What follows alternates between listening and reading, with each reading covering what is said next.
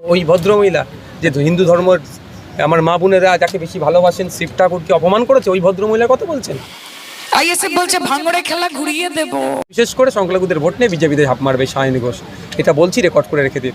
আজকে নওশাদ সিদ্দিকী ভাই উনি সেন্ট্রালের কাছ থেকে যাবতীয় সুযোগ সুবিধা নিচ্ছেন। আজকে ভাঙড়ের মানুষের দায়িত্ব নেওয়ার জন্য কিন্তু বিজেপির পুলিশ নেই, কিন্তু ভাঙড়ের যিনি স্বঘোষিত লিডার তার দায়িত্ব নেওয়ার জন্য সেন্ট্রাল ফোর্স আছে। ওই ভদ্রমহিলার কথা বলছেন তো, মানে যাদবপুরে যিনি প্রার্থী হচ্ছেন, ওই ভদ্রমহিলার উত্তর দেওয়া উচিত নয়।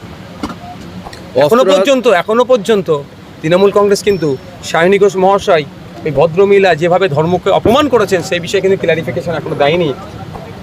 সুতরাং ওনার মন্তব্য আমি উত্তর দেবো না। শুধু একটা কথা বলবো, পুলিশ সরে গেলে কার পায়ের নিচে কতটা মাটি শক্ত আছে বাংলার জনগণ বুঝিয়ে দেবে। বারবার ইডি সিবিআই ডাকছে, তিনি যাচ্ছেন না, অথচ তিনি প্রার্থী হয়েছেন।